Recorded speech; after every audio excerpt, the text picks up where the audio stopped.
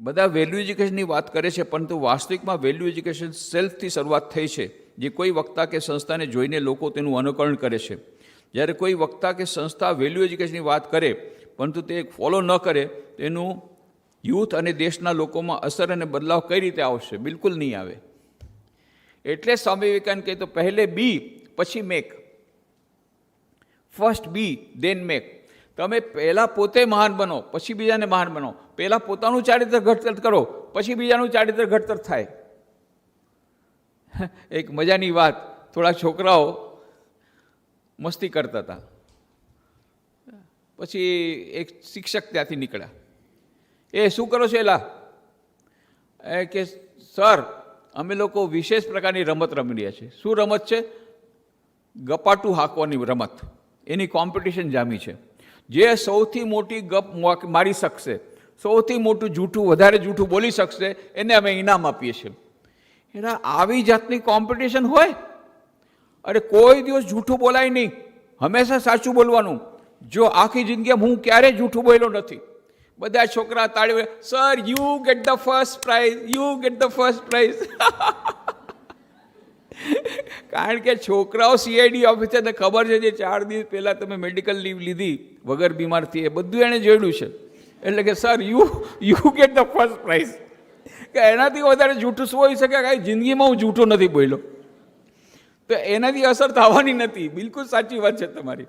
Value education start from your self. તમે પોતે જ્યારે શરૂઆત કરશો ત્યારે જ એની અસર પડશે.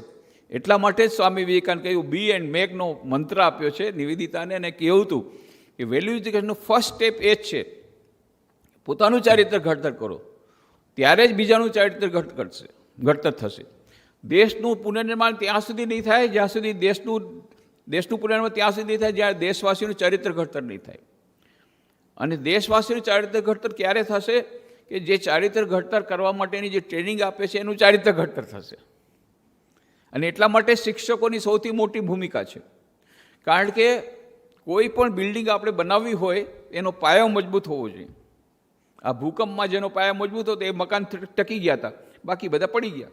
એટલે પાયો મજબૂત હોવો જોઈએ. અને પાયો ક્યારે નખાય? બિલ્ડિંગ બનાવતા પહેલાં નખાય. એવી રીતે ચારિત્ર ઘડતરના પાયા ક્યારે મુકાય? વિદ્યાર્થી અવસ્થામાં મુકાય. અને એ વિદ્યાર્થી અવસ્થામાં ચારિત્ર ઘડતરમાં ટ્રાયેંગલ છે. 3 ફોર્सेस બહુ વધારે કામ કરે છે: શિક્ષકો, માતા પિતા અને ત્રીજા છે વિદ્યાર્થી. તો આ ત્રણેય મળીને ટ્રાયેંગલ પૂરો થાય છે.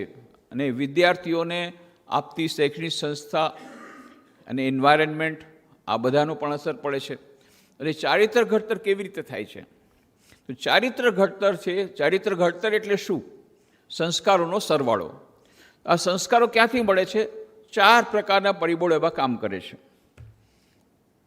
પૂર્વજન્મથી મળેલા સંસ્કાર, બીજું માતા પિતા પાસેથી મળેલા સંસ્કાર, કેવી રીતે? એમના વ્યવહાર દ્વારા અથવા જીનેટિકલી, એમના બ્લડથી. ત્રીજું આસપાસના વાતાવરણના સંસ્કાર, કેવી પ્રકારના વિડીયો જુએ છે, કેવા પ્રકારનો સોશિયલ મીડિયા જુએ છે એક વિદ્યાર્થી, કયા સમાજમાં રહે છે, અમેરિકામાં રહે છે કે ભારતમાં રહે છે, ભારતમાં રહે છે તો મુંબઈમાં રહે છે કે ગામડામાં રહે છે, આ બધાની અસર પડે છે. અને ચોથી સૌથી મોટો પરિબળ છે શિક્ષક. કારણ કે શિક્ષક સાથે તમે એમ કહેશો કે ભાઈ શિક્ષક સાથે તો 8 કલાક રહે છે ને બાકીના કલાક તો એ માતા પિતા સાથે રહે છે. માતા પિતા સાથે નથી રહેતો, મોબાઈલ સાથે રહે છે. માતા પિતા સાથે નથી રહેતો, એના ઉપર કોઈ કંટ્રોલ જ નથી માતા પિતાનો. તો તમને ક્વોલિટી ટાઈમ મળે છે, આટલા કલાક તમારી સાથે છે. એને બેસવું હોય કે ન બેસવું હોય, કમને પણ મને એ ક્લાસમાં બેસે તો છે. તમારી પાસે રોડનું ઓડિયન્સ આટલું બધું છે, જે તમારી વાત ન સાંભળવી હોય તોય બેસે છે. જો એને તમે સંભળાવી શકો ને એને તમે ઇમ્પ્રેસ કરી શકો. માતા પિતાનું આજકાલ કોઈ છોકરા સાંભળતા નથી. માતા પિતાની અમે શિબિરો કરીએ છીએ એટલા માટે. અને માતા વાલીઓનું એક જ હોય છે, છોકરા આજનું સાંભળતા જ નથી. બધા મોસ્ટ ડિસઓબેડન્ટ. અમે પણ હતા ભાઈ, પણ આવા તો નહોતા. કોઈ પ્રકારે કંઈ સાંભળતા જ નથી. આ તો 10 વર્ષ પહેલાંની વાત. એના પછી શું થઈ ગયું? 5 વર્ષ પહેલાંની વાત એવી છે કે બાળક સાંભળતા નથી, એ તો વાત થઈ જ છે. પણ અમે લોકો બાળકોથી ડરીએ છીએ. આ નવી વાત આવી કે કાંઈ કહેશું અને આત્મહત્યા કરશે તો આપણી બદનામી થશે. ઉલટાને ડરે છે. પહેલાં બાળકો માતા પિતાથી ડરતા, પછી એવો જમાનો આવ્યો કે માતા પિતા ડરવાનું બંધ કર્યું અને એને ઓબે કરવાનું બંધ કર્યું. અને ત્રીજી વસ્તુ હવે એવી આવી છે કે માતા પિતા ઊંધા ડરે છે બાળકોથી. ભાઈ કાંઈક આપણે કહેશું અને કાંઈ કરી બેસશે તો આપણે ભાઈ સાવધાન રહ્યો. બિચારા હંમેશા ફફડે છે મનમાં. હવે આવા ગરીબડા માતા પિતા એ કાંઈ નહીં કરી શકે. કરી શકશે તો શિક્ષક કરી શકશે. જો કરી શકશે તો, જો ઈચ્છા હશે તો, અને એના માટે સેક્રિફાઈસ કરી શકે તો થોડીક આશા છે શિક્ષકો પાસેથી. એટલા માટે શિક્ષકને જ્યોતિધર કીધા છે કે ભાઈ જ્યોતિ, અંધારામાં લાઇટ તો એક તો સળગાવવી પડશે ને, કોઈ કે તો કરવી પડશે. ચારે તરફ અંધારું છે. એટલે ખલીલ જીબ્રાન કહે છે કે do not curse the darkness, light a small lamp. અને એ સ્મોલ લેમ્પથી પછી જોત સે જોત જલે, જોત સે જોત જલે. આ એકમાત્ર ઉપાય છે કે શિક્ષક પોતાનું ચરિત્ર ઘડતર કરે અને પછી બીજાનું ચરિત્ર ઘડતર કરાવે, અને પછી આ જ્યોતથી જ્યોત જલે ને પછી આ ચરિત્ર ઘડતર થાય તો જ થઈ શકે છે. બાકી આપણે ગમે એટલા પ્રયત્નો કરીએ તો આજે વાત તમે સાચી જ કરી છે. વેલ્યુ એજ્યુકેશનની જ્યારે વાત કરીએ છીએ તો અને ચરિત્ર નિર્માણની વાત કરીએ છીએ ત્યારે સંસ્કારોનું સિંચનની વાત આવે છે. એમાં શિક્ષકોની બહુ મોટી ભૂમિકા છે. અને શિક્ષકોના પોતાનામાં જ સારા સંસ્કાર હશે તો કૂવામાં હશે તો હવાડામાં આવશે. એવી રીતે જો એમનું ચારિત્ર ઘડતર થયું હશે શિક્ષકોનું તો જ બાળકોમાં આવશે. બહુ કઠિન પથ છે આજની પરિસ્થિતિમાં, વર્તમાન પરિસ્થિતિમાં. આટલા બધા પરિબળો આપણા વિરુદ્ધમાં હોય અને સમાજ આખો વિરુદ્ધમાં હોય. સોશિયલ મીડિયાના જમાનામાં આપણે પોતાનું ચરિત્ર ટકાવી રાખવું પણ મુશ્કેલ હોય. ત્યારે આ આવડી મોટી જવાબદારી શિક્ષકની આપણા માથે આવી છે. બહુ જ કઠિન છે. એટલે માટે જ અમે લોકો એક સેમિનાર કર્યો હતો, લગભગ 30 વર્ષ પહેલાંની વાત છે, the science and art of becoming a better teacher.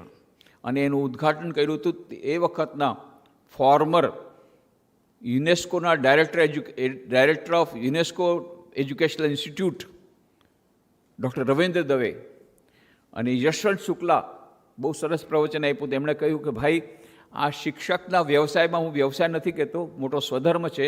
આ શિક્ષકના કાર્યમાં કેટલાક લોકો જાણી કરીને આવ્યા છે શિક્ષક બનવા માટે, અને કેટલાક લોકો આકસ્મિક રીતે આમાં પડી ગયા છે શિક્ષકના કામમાં.